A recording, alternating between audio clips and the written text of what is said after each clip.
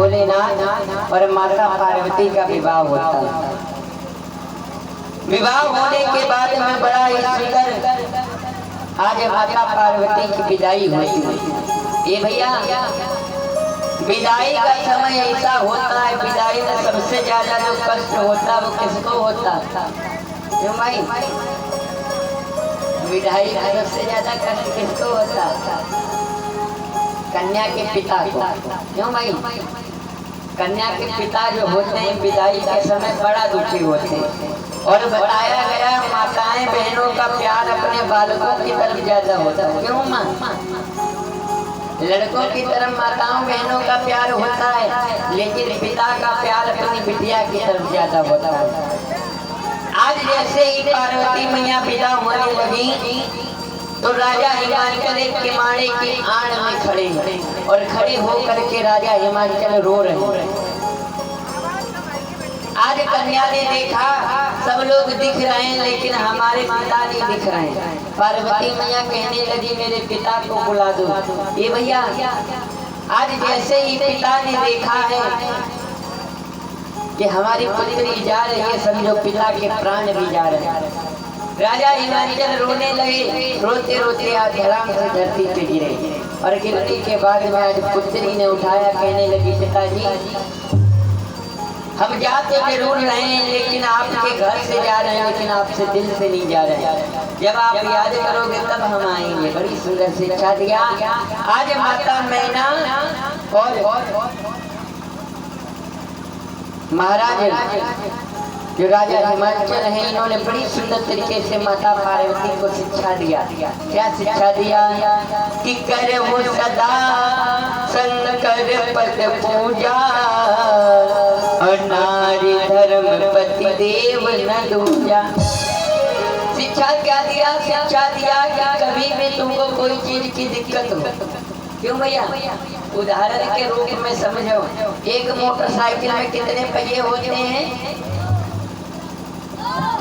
कितने होते हैं? 2 होते हैं। और 2 पहियों में सोचो एक पहिया निकाल के रख दें, अब एक पहिया से बंटा चले जाए तो चले जाओगे? क्यों माँ बताओ भाई? पहले चले जाओगे? शर्माना नहीं, देखो भाई शर्माने वाली बात हमने कल ही बताई। 2 पहिया होते, 2 पहिया में एक पहिया रख दो, एक पहिया में चले जाओगे बंटा? भाई नहीं जा पाओगे। क्यों?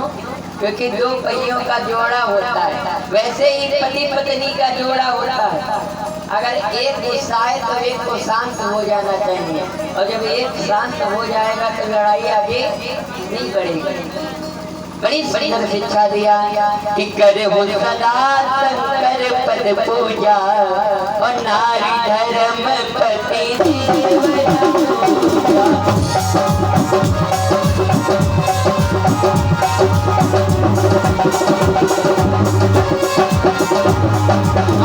करे वो सदा शंकर पद पूजा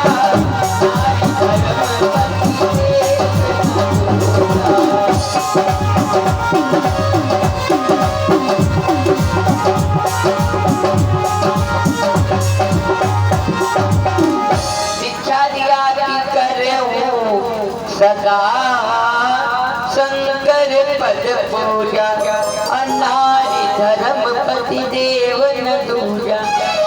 बड़ी सुंदर शिक्षा दिया, लेकिन हम भी लोग शिक्षा देते हैं। जब अपने यहाँ विवाह होता भैया बढ़ा दो ये साउंड की वापसी बढ़ा दो। बोले गोविंद भगवान की। जब हमारे सबके यहाँ भी विवाह होता तो हम भी लोग शिक्षा देते हैं। क्या शिक्षा देते हैं? हम लोग शिक्षा देते हैं बिटिया जा रही हो तो जाओ, लेकिन ये किसका फोन भी लेते जाओ। हाँ, अब तनिको कोई भी लड़ाई झगड़ा हो तुरंत फोन करना, हम तुरंत तुम्हारे पापा से कह करके रिवाल्वर दिलवा करके तुरंत भिजवा देंगे तुम्हारी ससुराल। तो ये घर बिगड़ने के लक्षण है कि बनने के लक्षण है? क्यों भाई?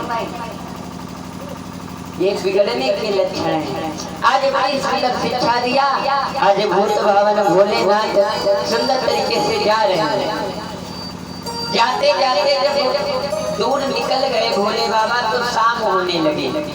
और जैसे ही शाम होने लगी तो भोले बाबा ने पार्वती मैया से कहा, पार्वती मैया से कहने लगे देवी कहीं क्या, कहने लगे लग रहा रात यहीं हो जाएगी, और रात हो जाएगी तो आगे चलना ठीक नहीं, तो आज यहीं विश्राम कर लिया जाए। तो भोले बाबा जैसे पार्वती मैया से भोले बाबा ने इतना कहा तो पार्वती मैया ने कहा ठीक है रुक जाओ। कहने लगी पार्वती मैया अच्छा ये बताओ रुकेंगे कहाँ? तब एक शमशान घाट था पड़ोस में, क्यों भाई? शमशान घाट के किनारे ले गए भोले बाबा माता पार्वती को, और कहने लगे आज की रात यहीं रुकना पड़ेगा। पार्वती मैया कहने लगी स्वामी आगे चलो। तब भोले बाबा कहने लगे देवी आज तक इससे कोई आगे गया है? क्यों भाई?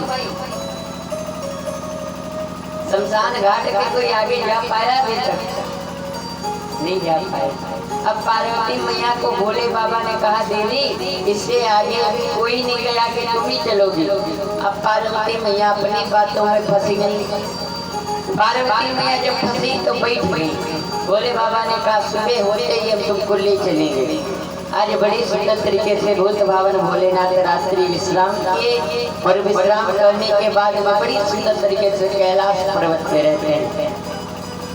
कैलाश पर्वत रहने के बाद में भूत भावन भोलेनाथ आज बताया गया बड़ी सुंदर तरीके से निवास करते हैं कि करही विविध विधि भोग पिलाता गणन समेत बधाई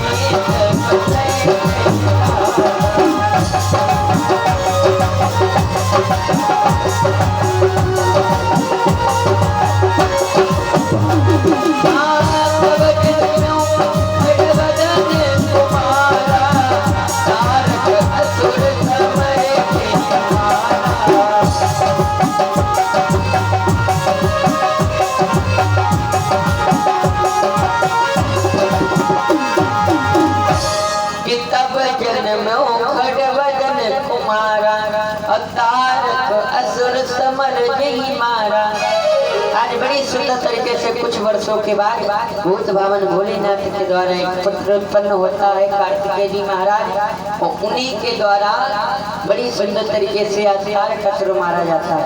बोले गोविंद भगवान की वाह भाई वाह जयकारा।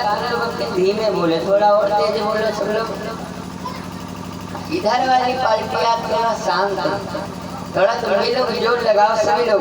बोले गोविंद भगवान की, बोले शंकर भगवान की। ये भैया आज बड़ी सुंदर तरीके से भूत भावन भोलेनाथ के पुत्र के द्वारा तारकेश्वर नाम की मृत्यु हुई। हम लोग क्या करते हैं? हम लोग जब इस धरती पर आते हैं तो भगवान से वादा करके आते हैं। क्यों भैया क्या वादा करके आते हैं? कि हम धरती पर जाएंगे तो तुम्हारा भजन करेंगे। क्या करेंगे? साथ में बोलो क्या करेंगे? भजन। लेकिन यहाँ पर आकर के हम लोग भजन नहीं कर पाते, और हमको कब याद आता है? जब हमारे गाल पर काल का समाचार पड़ता है। भैया एक पंडित जी कथा कर रहे थे, गौर करना सब लोग। पंडित जी कथा कर रहे थे, गुरु पंडित जी कह रहे थे क्या कि गुरु बिन भव निधि तरई न कोई, अजो बीरन की शंकर सम होई। पंडित जी कथा कर रहे थे तो दो चार चरवैया बैठे थे, गाय चराने वाले। चरवैया तो होते हैं तुम्हारे यहाँ, तुम्हारे चरवैया नहीं, तुम्हारे यहाँ गाय होगी। चरवैया तो तब होंगे जब गैया पाली हुई। यहाँ पाली नहीं, यहाँ तो सब ऑनलाइन मामला है। विदेशों से यहाँ मंगाई जाती है गैया। अब भैया दो चार चरवैया बैठे थे तो उसमें एक चरवैया बड़ा होशियार था। उसने सुना कि गुरु बिन भव निधि तरई न कोई, जो बिरन की शंकर सम होई, तो लाओ हम गुरु बनाए ले। क्या बनाए ले? गुरु। तो आज उसने कहने लगा कि लाओ गुरु जी के पास जाए। तो इधर इधर घूमा, कहीं गुरु नहीं मिला। तो चरवैयों के पास फिर आया, कहने लगा भैया क्या? कहने लगा कि हम गुरु बनाना चाहते हैं। तो उसमें से एक चरवाया बोला कि हमका गुरु बना लो। ठीक, हम तुमको गुरु बना लेंगे। अब भैया गुरु बनाया तो कान में मंत्र दिया। क्या मंत्र दिया? मंत्र दिया कि कोई मुरली बजाए मन हरे लिए जाए, कोई मुरली बजाए मन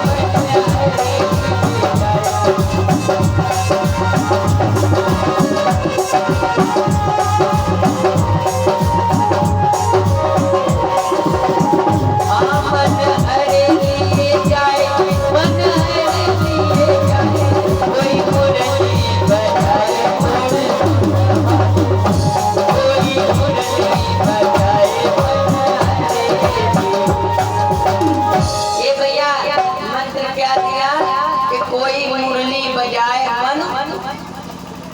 हरे लिए जाए। और कहना सभी लोग आज क्या मंत्र दिया कि कोई मुरली बजाए मन हरे लिए जाए। क्यों भैया? ये मंत्र दिया। और जब ये मंत्र दिया तो बड़ी सुंदर तरीके से अब उसने क्या किया, यही मंत्र जप रहा। कोई मुरली बजाए मन हरे लिए जाए, कोई मुरली बजाए। और ऐसे जपते जपते उसकी आंखें बंद हो गई। और आंखें बंद होने के बाद में जितनी गैया थी इनकी जितनी गैया रहा सब दूसरे खेत में चली गई। क्या नाम है? सुनील। और माने समाने सुनील भैया जी की तरफ से भगवान के चरणों में 51 रुपए का दान।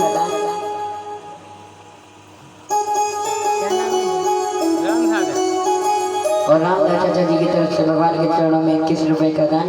बोले गोविंद भगवान की। ये भैया इनकी जितनी गैया थी वो गैया चली गई दूसरे खेत में। तो वो कहने लगा भैया बाद में मुरली बजाना और बाद में मन हराना, लेकिन पहले गैया हटाओ जा करके। और मानी समानी वेद प्रकाश चाचा जी की तरफ से भगवान के चरणों में 11 रुपए का दान। अब भैया जैसे इनको बताया तो इन्होंने सोचा पिला गैया भगाए। और तब तक का हुआ, जब गैया भगावेंगे तब तक इतनी देर में ये मंत्र भूल गए। मंत्र का है कि कोई मुरली बजाए मन हरे लिए जाए। अब तब तक जब मंत्र भूल गए कि अब का जब तब तक एक आदमी आ रहा था रास्ते में। बैसाख का महीना था और बढ़िया मसूरी के महीना था, तो मसूरी उसा करके आ रहा था। तो भैया उसको देखा तो उनको मंत्र याद आया क्या कि कोई मसूरी उसाए भूसा भरे लिए, कोई मसूरी उसाए भूसा, कोई मसूरी उसाए भूसा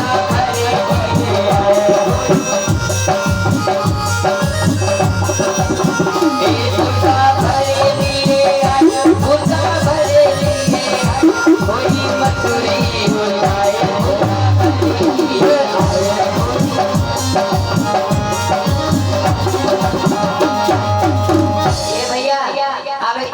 मंत्र होगा क्या? कोई मसूरी उसाए भूसा भरे भरे। अब ये जब मंत्र भूल गए तो अब इनकी पत्नी को खबर लगे, कहने लगे आज वही नहीं आए, कहाँ रह गए। जब किसी ने बताया तुम्हारे जो घर के हैं वो वहाँ जंगल में बैठे पूजा कर रहे, भगवान का नाम जप रहे।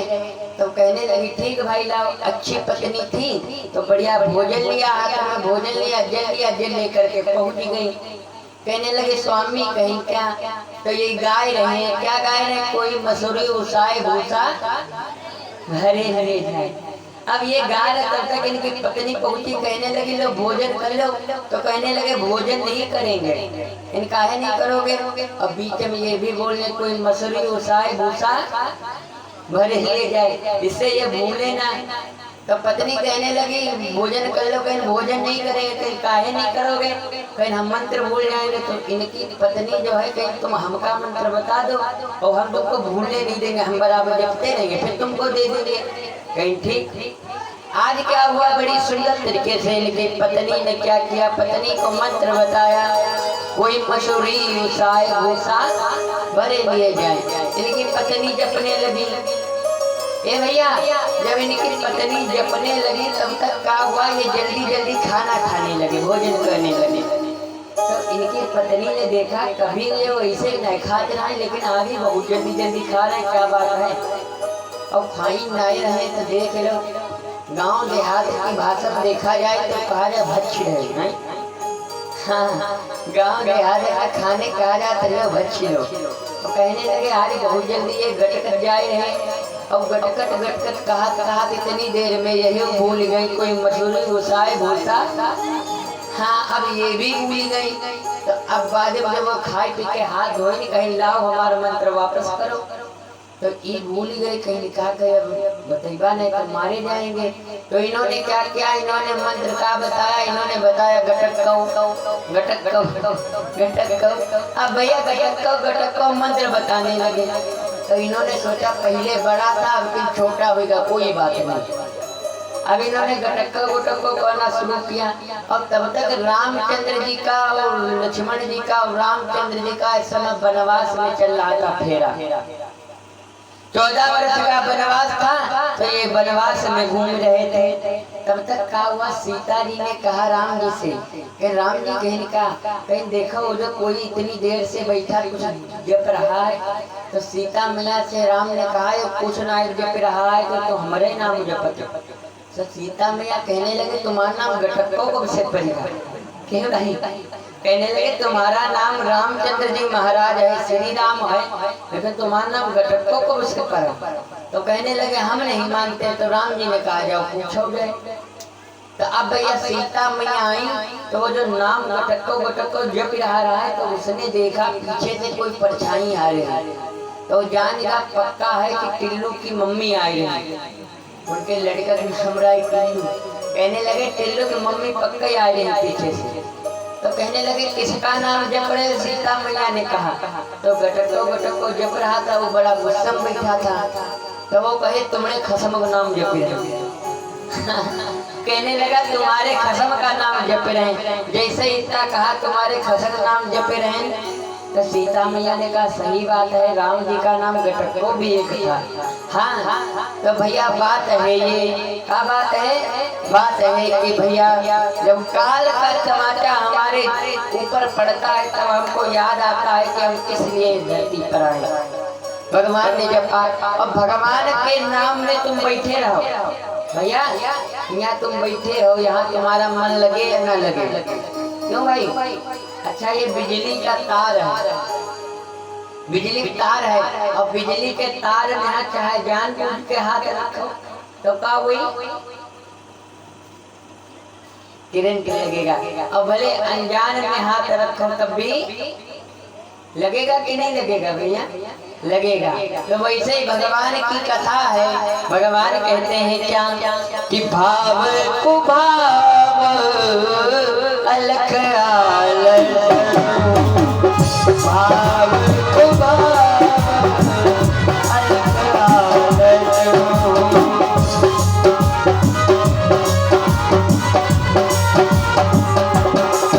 भाव को भाव अलख आलख,